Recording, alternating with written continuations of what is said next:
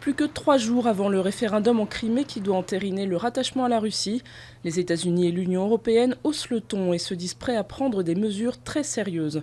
Offensive diplomatique donc, mais aussi sur le terrain. Face aux manœuvres militaires russes à ses portes, l'Ukraine renforce sa défense en se dotant d'une garde nationale. Une unité composée notamment de ceux qui étaient en première ligne sur les barricades à Kiev pendant les 3 mois de contestation.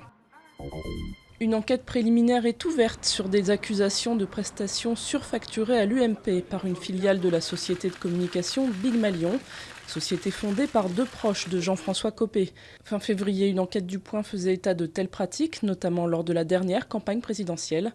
Dans un communiqué, l'UMP dit accueillir avec sérénité l'ouverture de l'enquête. 3 ans et demi de prison ferme pour le président du Bayern Munich, le prestigieux club de football allemand. Uli Hoeneß est accusé d'avoir fraudé le fisc de plus de 27 millions d'euros. Sa condamnation pourrait remettre en cause son maintien à la tête du Bayern, le club vainqueur de la dernière Ligue des Champions. Pollution oblige, les transports en commun en Île-de-France seront gratuits de vendredi matin à dimanche soir. Pour les mêmes raisons, la mairie de Paris avait annoncé la gratuité d'Autolib pour les abonnés et de Vélib pour tous. Au 3e jour du seuil d'alerte maximum, contrôle de vitesse et anti-pollution sont renforcés.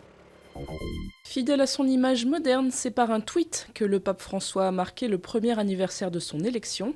En guise de cadeau, il a demandé à ses 12 millions de followers de prier pour lui. Un an, l'heure du bilan pour le souverain pontife. Une popularité inédite, un titre de personne de l'année 2013 décerné par le magazine Time, mais aussi des déçus qui déplorent notamment sa discrétion sur les sujets qui fâchent, comme la pédophilie.